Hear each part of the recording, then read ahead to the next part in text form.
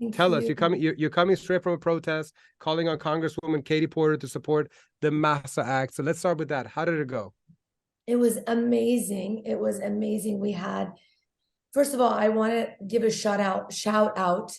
There were 3 young Iranians, Iman, I think they've got to be under 25, young.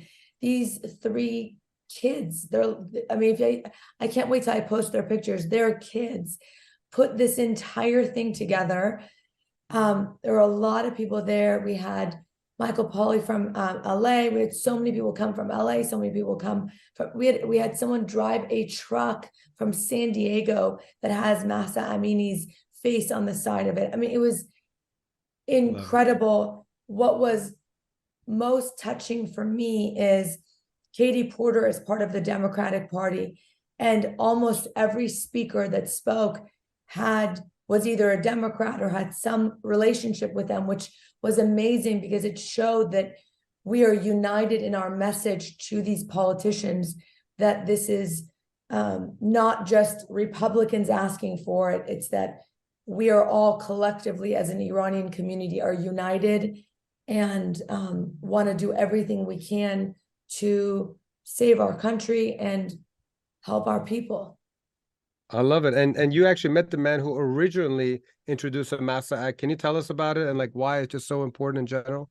Well, so a lot of these bills are actually put together by the team. And so I met the staff of Jim Banks. They're an incredible group of young men. I just met the guys, and one of them happens to be one of the people that works on his team happens to be a gentleman who was actually in Evin prison for 40 months. And that's how he knows so much about what goes on in Iran. And there was a lot of thought put together in putting the Mahsa Act, putting this bill together, why they did it, the wording of it, why it only names 2 people as far as sanctioning them, 2 most important people in their offices. There's a lot of information. In fact, I know, Gisunia, she did an incredible job last night and made a post, was so thankful for that because she reiterated kind of what we've been saying, but it comes from an expert's perspective. And she did say out of all of the bills that have been introduced, the Mahsa Act is the most important. I also want to say one of the main reasons I had the honor and the privilege to meet with Jim Banks's office is really because of the incredible work of the community.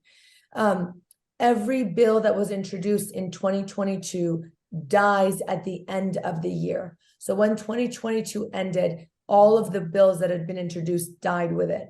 And so as we go into the new year and there's a new Congress, we need to reintroduce bills that never went anywhere during the previous year. And so we kind of started this thing on social media where we said, let's keep calling Jim Banks's office till we get a hold of them and they reintroduced the bill. And through an incredible organization in Washington, D.C., NUFTI, I don't know if you've heard of them. Yeah, of course. Kamran John gave them my number. NUFTI's incredible. And so they got my number. They contacted me and somehow I finagled, to get an appointment with them. And I took my best friend and I took the next flight out the next morning because I wanted them to look at me face to face and tell me they were going to reintroduce the bill. But they gave me a lot of information I didn't have, which is a lot of these bills die in committees before they ever hit the House floor because they don't have enough bipartisan support. And so they said to me, look, California Democrats are really important. This bill is being introduced by a Republican. We need bipartisan support. We think we can get some support from other Democrats around the country, but those Democrats are going to look to Democrats in California because California has the most Iranian-American constituents. And if California signs up and co-sponsors it, that sends a message to around the country that the Iranian people and Iranian Americans want this bill to pass. And so that's why we started with Katie Porter's office, but this maximum pressure campaign is going to make it to a politician near you. So would you say that like the mission was accomplished, like what you were hoping to do today, like the response was exactly what you were hoping for? You know, the what I'm hoping for is that Congresswoman Porter decides to be one of the first Democrats to call Jim Banks's office and say, I actually spoke with another Congresswoman out of state in Connecticut. Her team said they would reach out to Jim Banks. Young Kim, who's a Republican, their team has reached out to Jim Banks. I would love for Katie Porter, for Brad Sherman, for Ted Lieu, for any well-known or any Democrat really representative to contact Jim Banks's office, or we can have Jim Banks's office contact them. That's the ultimate goal, is to get a co-sponsor from the Democratic Party. So it was great that a lot of people showed up, that the Iranian community is united, but the ultimate goal is to get support from the Democratic Party. So what I really want to know, when you went to DC, did you go to Georgetown Cupcake? No, I'm just joking. I'm not going to ask you that question. No, Iman, listen, the saleswoman in me, do you mind closing the store? The saleswoman in me, I said, can I buy your office lunch? Can I? And it's like, it's against. That's not saleswoman. That's you being Iranian. You're even hosting when you're not even your own home. Chimigi, salesperson. Yeah, they're like, that's against the law. It's against the law. I mean, I'm more likely to commit a felony, and yeah, they were like, it's against the law. They can't accept gifts of more than $10, yeah, or something like that. But anyway, so another conversation that's important to have is the one about good old Robert Malley. What action item should we be considered as far as Mr. Malley is concerned? I know you have some thoughts about him. You know, I've said this before, and I think a lot of much smarter people have said this also. As long as Robert Malley has a job, the JCPOA is not dead. As long as he's around, we have a big problem. And so I think there's a lot of really like IRGC terrorist was a hashtag that a lot of people work together. Again, the power of community. And we were tweeting nonstop, and it started trending, and we're going to see the results of it with the EU. I think the Iranian community needs to start another hashtag to trend, and that's to fire Robert Malley or fire Mullah Malley, whatever you guys want to call him. But as long as the special envoy to put this JCPOA together has got a job, then the deal is not dead.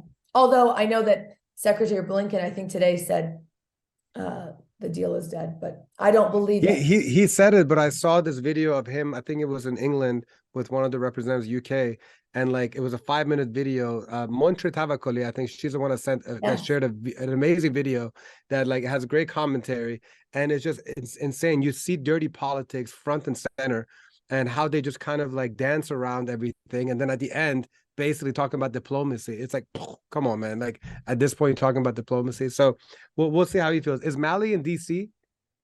I think so. He works for the White House. I would assume he's in DC. I feel like you need to make another trip in DC, and we and thousands of people will join you. And what you did with Katie Porter in Irvine, we're gonna have to do it on the East Coast in DC. That's my hometown, DC. So I gotta go back. Is it your hometown? I love DC. Yeah, I was there for 30 years. I came down to Miami during the pandemic, so we're in Miami. But if you go to Robert Malley to say hello and give him some shirni, me and a few hundred people are gonna come join you over there too. Okay. I think I'm the last person Robert Malley is gonna let me come give him some shirni. I'll go. So in addition to all your political advocacy work, there is you've been frequently talking about Iranian entertainer Too Much Salehi.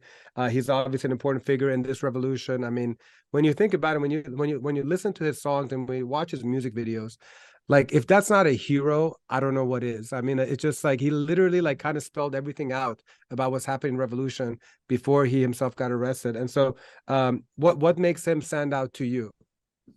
You know, I've been so removed from, not in a bad way, but I do think just because of the pain and tragedy that I experienced personally, or my family experienced, I was very removed from the Iranian community. I really was. I mean, I have best friends and close friends. We have close family friends, close friends of mine, but I really wasn't listening to hip hop, Persian, Iranian rap, right? That was not This is all new to me. So Tumaj Salehi is someone that I've been introduced to for the past 4 months, but you just hear him talk, and he's just what he says about just like how at the end of the day, we're only here for a certain amount of time.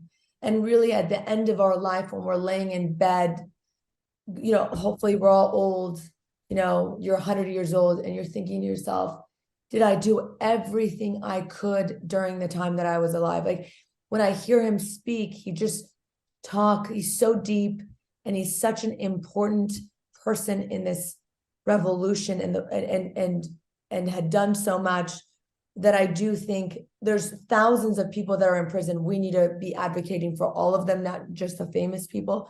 But I do think Tumaj being a leader and being kind of someone that they would target and torture more than others potentially, I really want us to advocate for his release.